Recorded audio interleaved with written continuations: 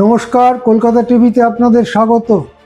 সারা দেশের 3টি জায়গায় যে উপনির্বাচন হচ্ছে তাতে বড়সড় ধাক্কা বিজেপির, সেই খবর নিয়েই আপনাদের কাছে এসছি আমি, আশিস চট্টোপাধ্যায়। বিহারে যে কেন্দ্রটি সারা দেশের দৃষ্টি আকর্ষণ করেছিল সেটা হচ্ছে পাটনা শহরের মধ্যেই বাঁকিপুর বলে একটি শহুরে কেন্দ্র, যে কেন্দ্রটি গত প্রায় 4 দশক ধরে বিজেপি জিতেছে, বিজেপির নেতৃত্ব জিতেছে এবং সর্বশেষ 4টি নির্বাচনে ওই কেন্দ্র থেকে বিধায়ক হয়েছিলেন বর্তমানে যিনি বিজেপির সর্বভারতীয় সভাপতি, সেই নীতিন নবীন। নীতিন নবীন রাজ্যসভায় চলে যাওয়ার ফলে ওই কেন্দ্রটি ফাঁকা হয়ে যায় এবং সেখানে উপনির্বাচনের ঘোষণা হয়। সকলেই ধরে নিয়েছিলেন বিজেপির ঘাঁটি এই বাঁকিপুর কেন্দ্রে বিজেপির জেতাটা শুধুই সময়ের অপেক্ষা। এদিকে আরজেডি তারাও, অর্থাৎ তেজস্বী যাদব, লালু প্রসাদ যাদবের দল, তারাও সেখানে ক্যান্ডিডেট দিয়েছিল এবং গত সাধারণ নির্বাচনে 2025-এর সাধারণ নির্বাচনে যিনি প্রার্থী ছিলেন, যিনি নীতিন নবীনের কাছে প্রায় 52,000 ভোটে হেরেছিলেন, সেই রেখা গুপ্তকেই আরজেডি প্রার্থী করেছিল। জনসুরাজ পার্টি, যেটি প্রশান্ত কিশোর গঠন করেছিলেন এবং প্রথমবারের জন্য 2025 সালের বিধানসভা নির্বাচনে প্রায় সমস্ত আসনে প্রার্থী দিয়েছিলেন এবং প্রায় সমস্ত আসনে জামানত জব্দ হয়েছিল, সেই জনসুরাজ পার্টির প্রতিষ্ঠাতা প্রধান প্রশান্ত কিশোর সিদ্ধান্ত করেন তিনি এই বাঁকিপুর কেন্দ্রে নিজে দাঁড়াবেন। এর আগে 2025-এর নির্বাচনে প্রশান্ত কিশোর সব জায়গায় প্রার্থী দিলেও তিনি নিজে প্রার্থী হননি। তিনি বলেছিলেন যে তিনি প্রচারের জন্য সারা রাজ্যে যাবেন, ব্যস্ত থাকবেন, তাই তিনি নিজে প্রার্থী হচ্ছেন না। এবারে এই উপনির্বাচনে তিনি প্রার্থী হন এবং যতদূর সম্ভব প্রচার ইত্যাদি করেন। অন্যদিকে সরকারে থাকার সুবিধা নিয়ে বিজেপি প্রচুর টাকা খরচা করে, বিরাট প্রচার করে।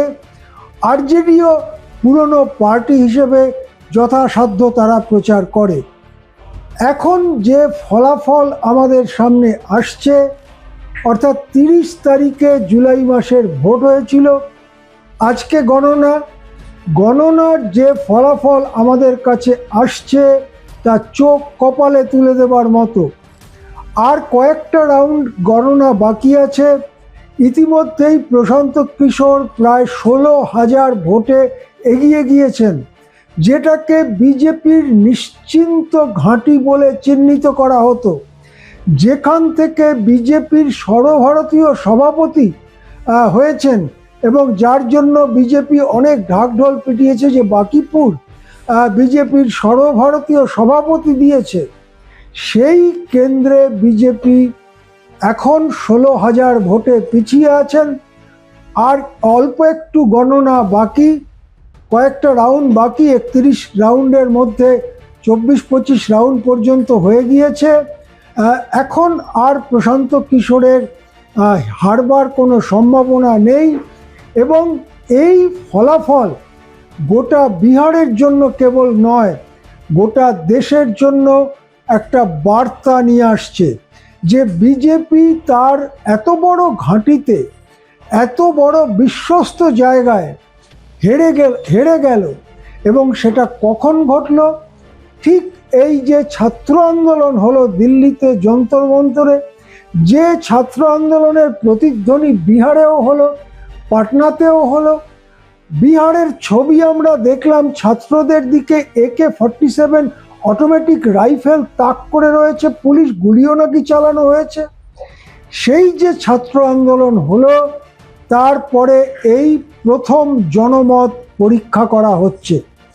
এই জনমত পরীক্ষায় বিহারের বাঁকিপুরে অন্তত বিজেপি প্রবলভাবেই ধাক্কা খেলো এবং এত বিরাটভাবে 1 বছর আগে এত বিরাটভাবে বিহারের বিধানসভা নির্বাচন জেতবার পরে বাঁকিপুরের মতো ঘাঁটি কেন্দ্রে বিজেপির এই পরাজয় কিন্তু বিজেপির অনেকের মনেই অশনি সংকেত হিসেবে মনে হচ্ছে।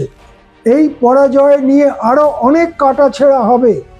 আমরা এটাও দেখলাম যে এই যে ইন্ডিয়া ব্লক, তাদের যে ক্যান্ডিডেট আরজেডির ক্যান্ডিডেট, তিনি শুধু তৃতীয় হলেন না, অনেকটা পেছনে গিয়ে তৃতীয় হলেন, যাকে বলে পুয়ার থার্ড। যেন মনে হচ্ছে যে মানুষ বিজেপিকে হারাতে যে প্রার্থীকে শক্তিশালী মনে করছে সেই প্রার্থীর দিকে ভোট দিচ্ছে। অন্তত বিহারের বাঁকিপুরে এই রকমই একটা ফলাফল সামনে আসছে এবং এটা নিশ্চয়ই সারা দেশের কাছে একটা রাজনৈতিক বার্তা হিসেবে যাচ্ছে। এখন এই পর্যন্তই। আমরা বাঁকিপুরের সর্বশেষ চূড়ান্ত ফলাফলের জন্য অপেক্ষা করব। দেখতে থাকুন কলকাতা টিভি।